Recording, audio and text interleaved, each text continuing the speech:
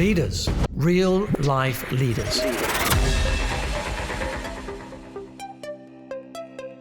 Hey guys, welcome to today's episode, and I'm so excited. We have Ray Higdon on the call, and we are going to be talking about network marketing, and he is going to give us the roadmap for making over $100,000 or whatever you want to make, and some of the top tips of how to recruit. So Ray, welcome. Hey, thanks for having me. So you are a beast in the network marketing space, and I want you to talk about what you did and some of the top tips of how to recruit people into your downline. Yeah, for sure. So I think it's always important to know when you're listening to a trainer, like, okay, well, what did they do in the industry? And before I was ever a coach or a trainer, I had worked my way to the number one earner of a network marketing company, built a international, organization. Before I ever did any training or coaching. In fact, I didn't want to build a coaching and training business, but it just kind of happened because I started doing this. I started building on social media way back in 2009.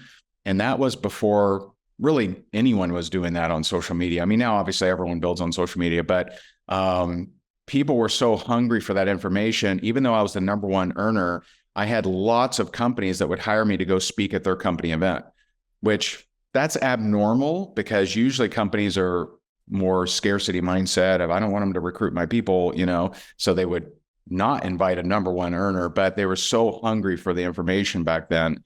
And so as far as like when someone wants to know what does it take to become a top earner and be a top recruiter, it really comes down to four things, really. And, one is, it's universal across anything performance-based, and that is pipeline. Very simple, right? So, my wife's a realtor as well. And, if she doesn't, if she keeps her business cards in her desk drawer and she hides all her signs and she doesn't go to networking meetings and never talks to anybody, she's not confused that she's not making money, right? It's pretty straightforward, right? And so is in almost every kind of sales except network marketing.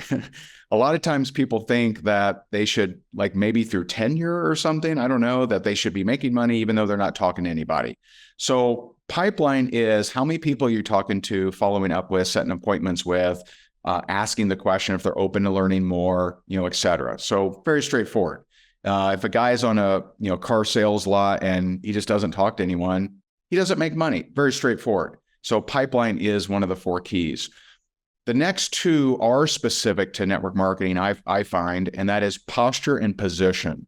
So posture is really two things. Posture is the belief in what you have, regardless of external acceptance or approval.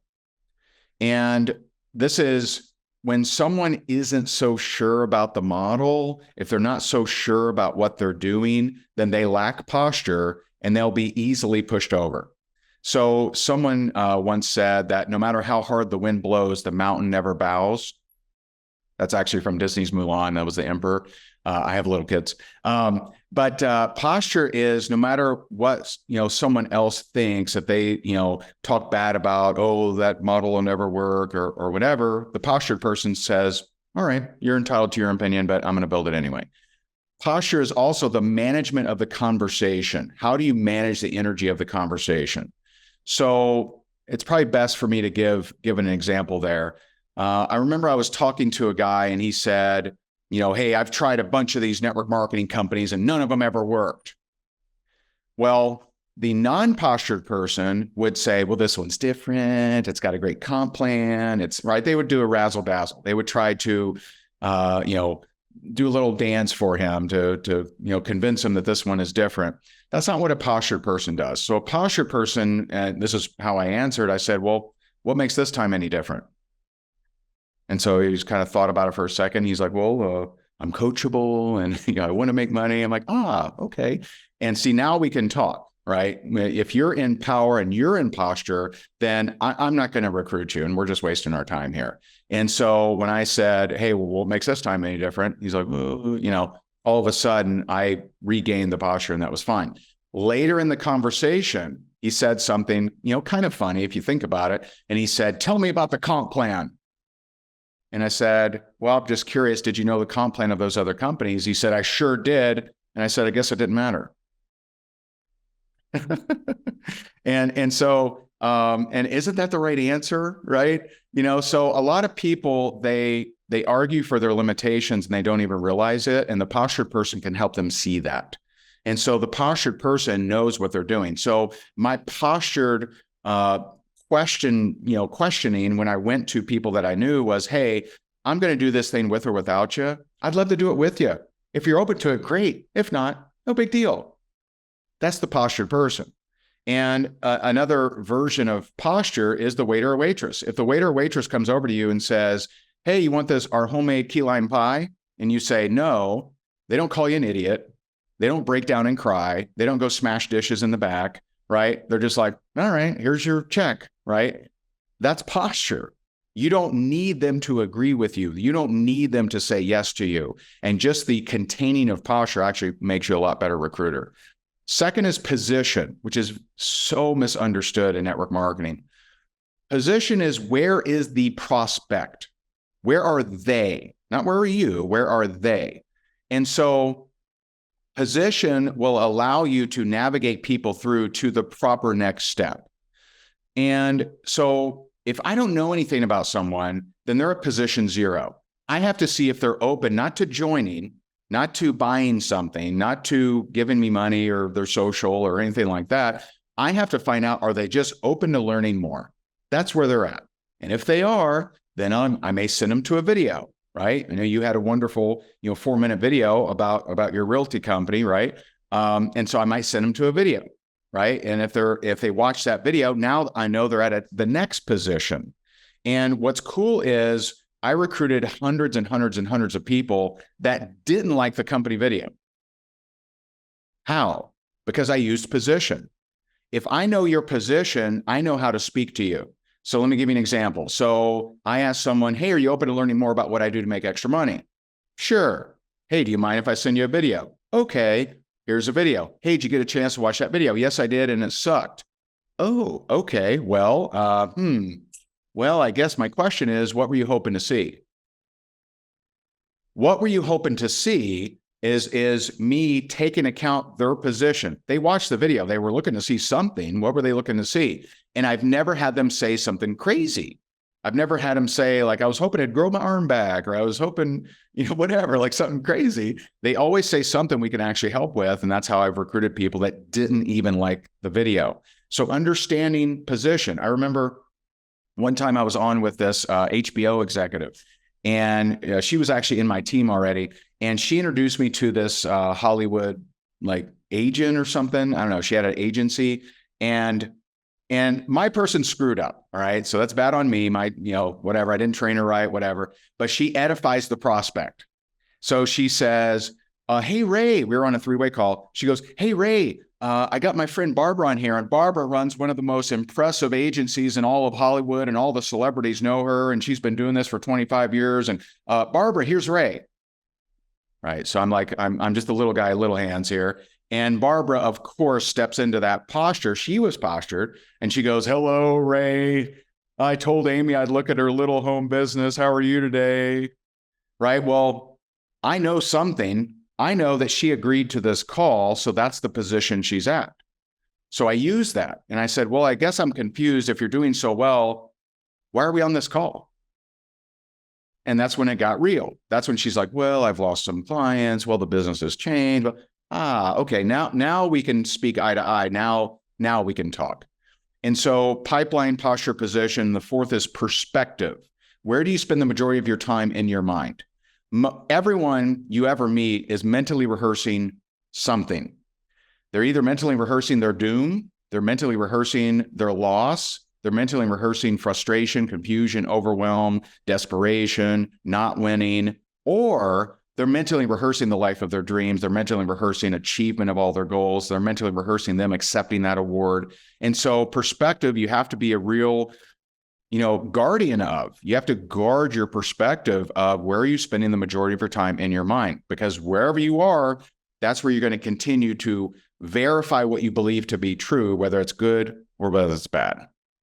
So I want to recap a little bit about what you said. So my business is in network marketing, so that makes it good. So if you were going to give us tips, you would say something like the tips would be, because our agents can make extra money, you would say, are you opening to learn more about how I make extra money in real estate without actually selling homes?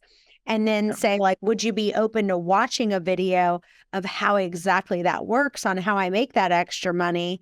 And then I would say, what do you think of that video? That would be kind of the scripts that I would say. Is there anything you would add to that? Did I kind of get some of those right? Yeah. The only little tiny tweak is I never ask someone what they think, because, I don't want to cause them to overthink or anything like that. I always ask them, first, did you watch it? Right. We got to confirm that. And then I ask, what'd you like about it? Now, sometimes they didn't like it and they'll give you that feedback. But I always like to kind of nudge toward the, what did you like? And so I'll give you a fun example. I remember I followed up with this guy and I said, hey, did you get a chance to watch the video? So I was at question 1, right? And I said, did you get a chance to watch the video? And he goes, yes. And I have some questions and I have some concerns. And I said, okay, well, all right, great. What did you like about it? He joined. I never heard his questions or concerns. And people that aren't great at recruiting, they think that what they need to learn is how to answer questions. And that's not true. The best recruiters are usually answering questions before they're asked, or just leading people in a certain way where, like most of the times when someone asks me a question in that kind of process, me answering it isn't that powerful. Me making them question why they asked it is way more powerful. For example, the guy that said, tell me about the comp plan. And I said, did you know the other ones? He said, yes. I said, well, I guess it didn't matter. See, all of a sudden he realized, oh, me knowing the comp plan isn't actually that important because I knew it in the past and it didn't help me. Maybe I need to listen to this guy. And so, but yeah, you nailed it. You nailed it. Okay, then I would say the number one thing that I get is, no, I didn't have time to watch the video. Can you just explain to me? And I feel like the video in general, like for our business, does so much of a better job explaining it. So would you say, okay, would you get them on a Zoom call and say, well, let's watch it together now? Would you say, well, let's have a follow-up call after you watch it? What would you do right then? Yeah. So that's a power play. Right? That's someone that's saying, hey, I'm more important than your process. And I'm not going to, be rude to them or anything like that. But here's what I've found is the most effective way to handle it. And you're talking about your video that's 4 minutes. I was getting people to watch a 30-minute, right? So it's a little tougher, right? 4 minute, pretty easy. But if someone says, hey, I didn't have time to watch it, can you tell me about it? I would say, man, I would absolutely love to. You know what? I got a bunch of people that did watch it. I just got to follow up and prioritize them. Tell you what, I should be able to reach back out to you in the next week or so. Let me see. Let me check my calendar. I'll definitely let you know. 9 times out of 10, if I say that track right there, they'll say, well, it's only 4 minutes. I could probably watch it today. Oh, okay. Well, if you can watch it today, I should be able to get back to you by either 2:45 or 3:15. Which one of those do you think you'll have watched it by then? Mm-hmm. And so I don't allow them to take it. And there's a very important reason in network marketing that you get people to watch a video. And that's because the video is duplicatable. Most people cannot explain anything. They can't explain how to make a peanut butter jelly sandwich. And so I don't want them to rely on their own skill or charisma or personality. I want them to lean on a video. I want them to lean on a system. And so I even had people, because I've built a brand, I would have people come to me and say, hey, Ray, I don't know what company you're in, but I want to join it. And I'd say, cool. I really appreciate that. That is so cool. Hey, listen, before you do, let's make sure it's a fit for you. Watch this video. So in sales, you don't typically turn money away, right? You're just like, yay, come on in, money. But in duplication, you don't want them to join in a non-duplicatable way, which no one's going to reach out to them and just join them because they're them, right? So I don't want them to think that that's how normal things happen, because it's not. I want them to watch the video and lean on, oh, people watch the video, then they join. That's so good. So I want you to talk about social media, because you do such an incredible job with social media. So I want you to share some of those tips that you give people with social media that you're like, it's got to be this, this, this, and this. What would that be? Yeah. And we just we actually sold this house, so we're moving, so things are in boxes and stuff. But we just updated our social media book, just updated it like a couple weeks ago. So there is a social media for network marketing book that we wrote. But the social media environment has really changed. I mean, from 2009, which is when I got serious about it, all the way to 3 years ago, it was pretty straightforward that live video was what crushed it. And I did a video a day every day for 12 years straight without missing a day. So obviously I believe in consistency, and I'm a little crazy about that. So consistency is absolute key, but live videos are no longer the top of the food chain. The top of the food chain are reels. And the reason specifically that reels are the top of the food chain is, for the first time in marketing history, this is true. I've been a full-time marketer for 17 years. The first time in marketing history, you can reach people that do not know you for free. That's never been a possibility, ever. Like, if you want to reach someone that didn't know you, you had to pay ads. You had to get Google or Facebook, or you had to do some kind of ads, mailers or whatever, because the algorithm historically has only shown your stuff to people that know you, and never all of them, but just some of them. And depending on how well they perform, then I'll show it to some more. But TikTok came out with an algorithm, a few years ago that said, instead of, hey, who knows this person, who might like this content? And so all of a sudden we had non-influencer students that were getting millions of views, and we're like, what's going on here? Like, it was crazy. I'm like, you mean Sarah? Sarah got 20 million views? Like, what? Like, she's not an influencer. It didn't make sense. And so, about 3 years ago, we dove into, TikTok, Instagram Reels, Facebook Reels, and really, learn, what does that look like?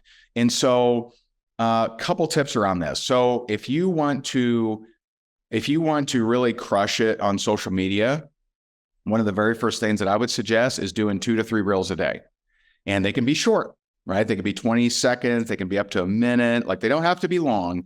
And you don't have to talk about the thing you have for sale. And that's very difficult for people to kind of wrap their mind around, because they think if they sell, shampoo, they got to talk about shampoo in every reel. And that's not the deal. The deal is you should speak to the person you're trying to attract.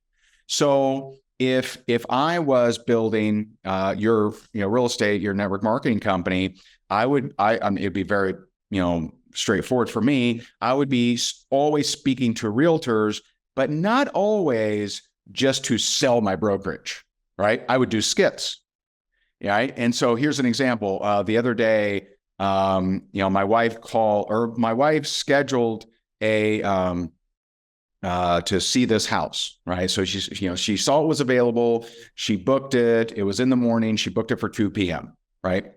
The agent calls her and says, you're given really short notice. Come look at this house. And I don't know why you think that we can get you into this. I was like, then why have the damn calendar open, right? But, oh, by the way, the owner said, yeah, no problem. Why? Why the drama? Why do we need this? Why does life have to be difficult, right? So that would be a skit. I would dress up like the one realtor, and I'd be like, and any realtor that ever sees that would crack up. They'd be like, oh my God, I've had this happen. I hate it when that happens. And so they're going to like it. They're going to share it with other realtors.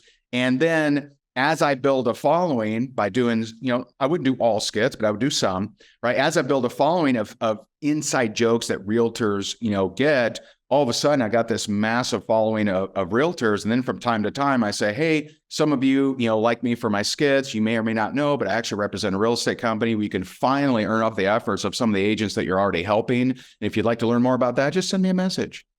So I would sneak those kind of, subtle, mentions amongst the different value. And so I would be teaching realtors how to get more listings. I would teach them what to say at an open house. I would just focus on, what are the top 50 questions that realtors ask and struggle with. I would have those videos done. They would be in reels, right? Then I would look at, okay, what kind of skits can I create? Then I would just sprinkle in messaging of, hey, reach out to me if you'd like to learn more about my brokerage, where you finally earn off the efforts of others, that sort of thing. But the top of the food chain in marketing, no question, is reels. I would be going heavy on those. And if I wanted to step it up a little bit more, then I would do, live video, take that content, put it over on YouTube. And that would kind of be the play for marketing. For prospecting, that's kind of, up to you, right? I mean, we have people that are top recruiters that do prospecting on social media. I prefer marketing and getting people to reach out to me, but doesn't mean that, before my marketing was working, I did plenty of prospecting too. Awesome. And I know that you have shared this stage with thought leaders such as Tony Robbins, Robert Kiyosaki, and, a lot of leaders. I know Ed Milet has been really open about his walk with Christ, and it's been really encouraging to see that you have been really open about that. So would you just share kind of your journey about how you've kind of gotten to a closer walk with God? Yeah. Thanks for asking.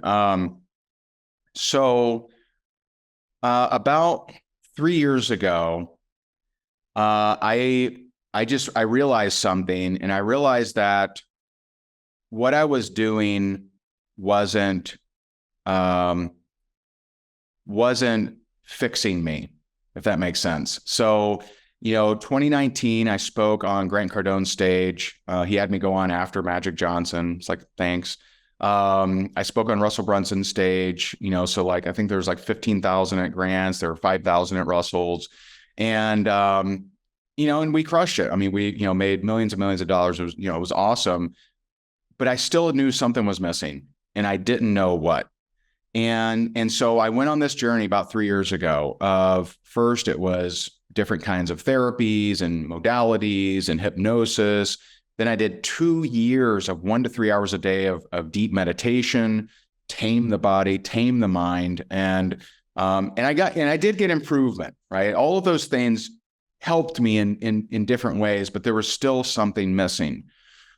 And 6 months ago, I keep a long story short, but 6 months ago, some people came into my life and really introduced me to Christ.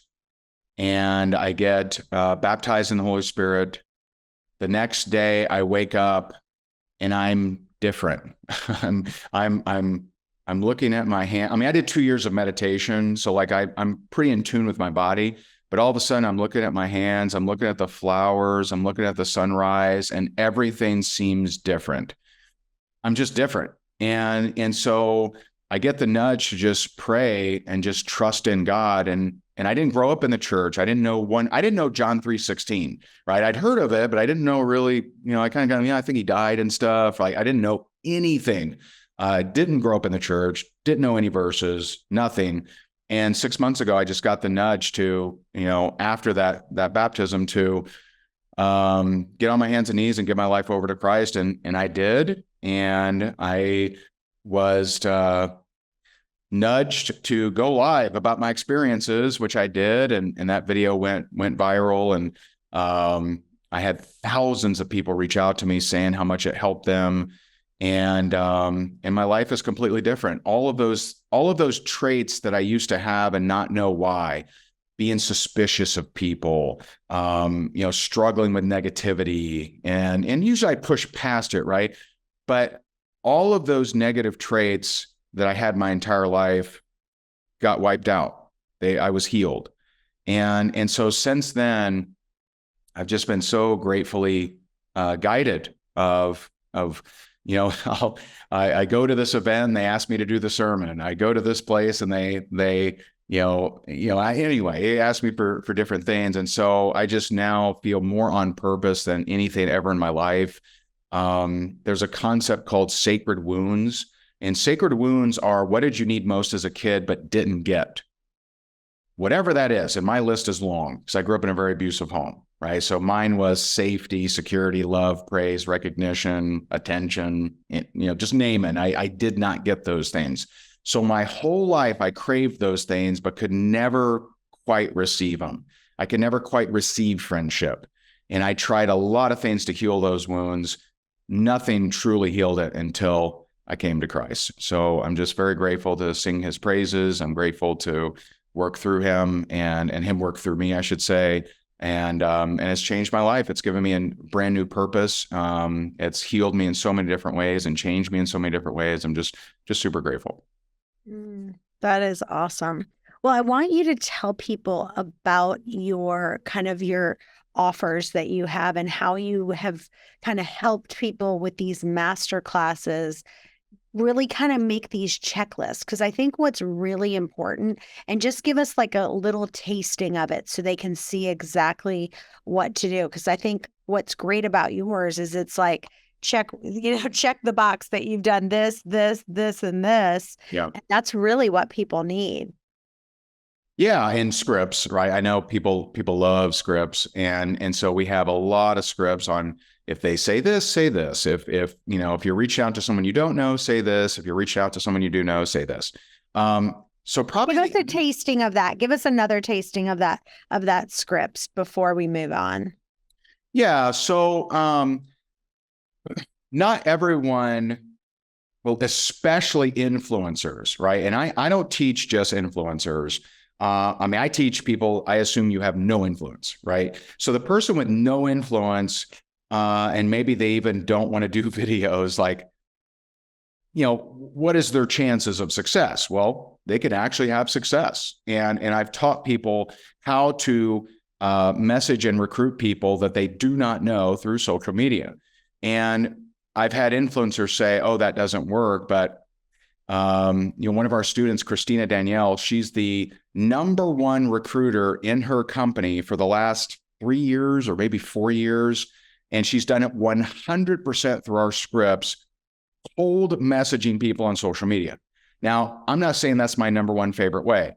It's not. I'd rather attract people to me. However, if someone's not going to do the attraction marketing part, then why not equip them to go do that? And by the way, her company is a pet food company. She doesn't have a pet. She's the #1 recruiter of a company. She doesn't even use the product.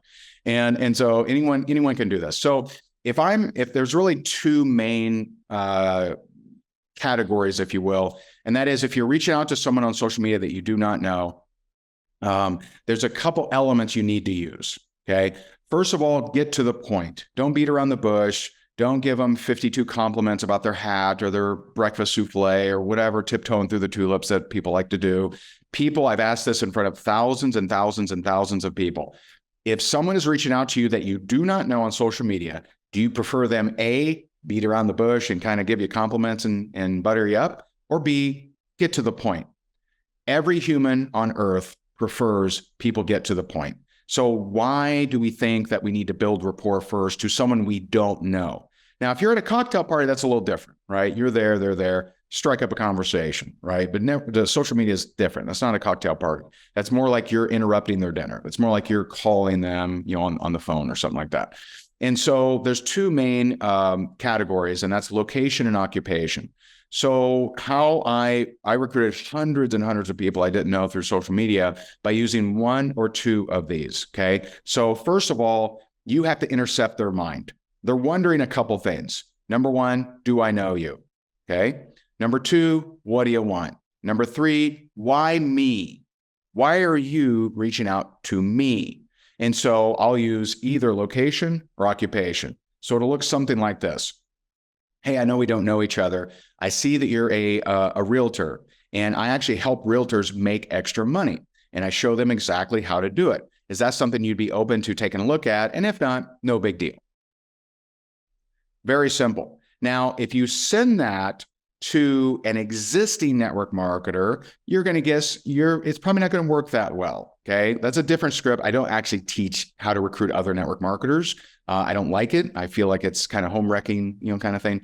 But if you send that to the average Joe, the average person, they're either going to say, well, tell me more, or they may say no, which is fine. Or I could use location. I could say, hey, I know we don't know each other. I see that you're in Dallas, Texas. I'm looking to expand my business in Dallas. Would you be open to take a look at what we're doing to make extra money? And if not, totally cool. Now just think about, is that going to make someone angry, right? You told them it's okay if they say no, right? No one gets angry by these scripts. And then from there, there's other steps that you can take, but those are, kind of the gist. Probably the easiest way to get, the scripts and kind of get our processes and for free is we have a 5-day prospecting power up, and that's at Higdon, it's my last name, higdongroup.com/5-day. higdongroup.com/5-day. And that takes you to our 5-day prospecting power up. Download it for free. You'll get some suggestions on where to find people, on what to say to them, and it just gets you more into that prospecting. And you can use the prospecting approaches for people that you do know as well. I would make some tweaks if you're close with them, but yeah, that should help people kind of get in that mode. Awesome. Well, this has been amazing. Tell listeners where they can find you and follow you on social. Yeah, I mean, I'm on all the major ones. Most people, I think most people prefer Instagram nowadays. So it's just at Ray Higdon. I do a lot of goofy skits. I do a lot of videos. So you'll see things around faith. You'll see things around business, around my family, and so yeah, feel free at Ray Higdon. And if you're on this, feel free to tag me. Let me know you got value out of it, and definitely appreciate you having me. Awesome. Well, you guys stay tuned. We've got another episode coming up in just a few. Bye-bye for now. Thanks for listening to this episode of Real Life Leadership. If you'd like to get the show notes or access more resources, log on to reallifeleaders.com/podcast to get the show notes from this episode and any other resources we might have mentioned. And also, we'd love to hear from you. Be sure to review or rate this podcast on Apple Podcasts to help spread the word. And if you have any leadership questions you want answered, email podcast@reallifeleaders.com.